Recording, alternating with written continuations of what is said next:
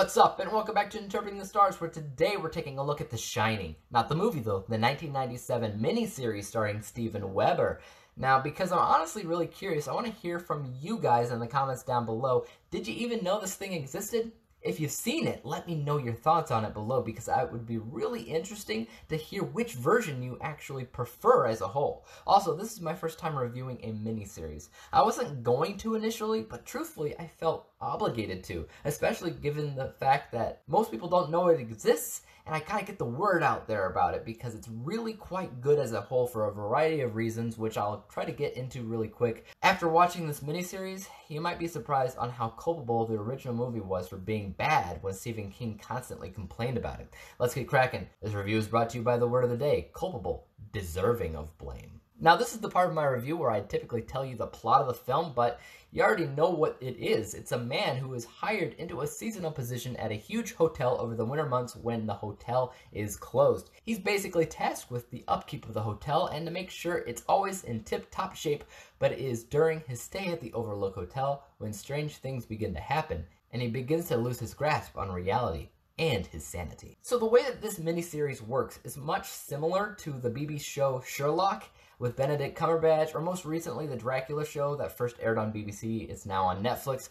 That is 3 episodes, 90 minutes long each. It's important for you to know how long it is because it's integral to digging into Jack's psyche. Stephen King famously hates the Shining film, which is the primary reason why we have this miniseries. Which, by the way, each episode's script is written by Stephen King himself to make sure that they got it right this time. But what exactly was so wrong about the movie, you ask? Well, I don't think Stephen King would actually argue that the film was a beautiful, iconic film. It's almost a universally accepted fact. Stanley Kubrick was a true visionary. No, he actually said that the original film is beautiful. It's like a fancy car, but it's like a fancy car without an engine.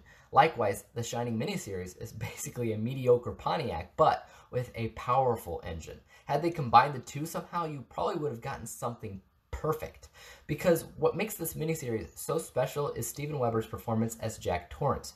Jack Nicholson was clearly always crazy before he even set foot in the Overlook Hotel, and because of that, he was never a character you could find yourself rooting for or even connecting with on any kind of real level. Weber was, though. It was about this man's transformation from sane to insane, sure, but also a massive, massive internal struggle that he was losing, and it's tragic to watch, especially because of his wife and child.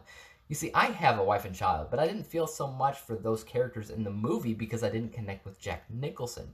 I connected with Weber here, and therefore, I felt so bad for this family, especially because they knew that at his worst, he wasn't really in control. It was something beyond himself, and while they feared for their own lives, they also feared for his because they love him. And that struck me way harder than anything the movie did because that runtime really allowed everybody to expand on those emotions, and it dug so much deeper into what truly mattered than what the movie did. And again, because of that, it was also scarier as a whole. A nice note, the hotel that they used for the miniseries was the actual hotel that inspired the Shining book in the first place, because Stephen King stayed there once and heard some tales about the hotel, about being haunted, and I love it because it made this specific location pretty relevant. There's some aging issues with the series, though, which is what most people would complain about. First, the acting isn't the best, and while Weber does a freaking great job, the wife and child don't, particularly the son. He's annoying every time he shows up, which is just unfortunate. Second, the visual effects, particularly with the hedges outside,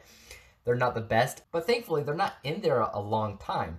Third, it's on DVD and only DVD, which is true. There's no such thing as an HD version, which is also the case for the Stand miniseries, but that just came out to Blu-ray, so maybe that'll change here too. Even though these were problems for most people, they weren't a big problem for me. Because for me, the biggest downfall comes down to the fact that this was a 90s miniseries, and in the 90s, miniseries weren't that big of a deal. So a lot of the cinematography and things like that feel cheap, like a 90s TV show. So in every possible way, Kubrick's film outshines the miniseries just because it's prettier.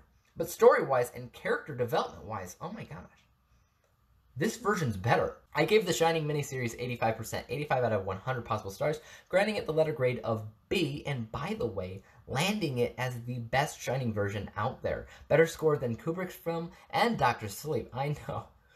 Sue me. But check it out if you haven't already. I highly recommend it. As for YouTube, you know what to do. Hit the subscribe button if you like this review and would like to see others like it. Hit the thumbs up button because that always helps out my channel. And don't forget about the little bell icon because that'll help notify you when I come out with my next review.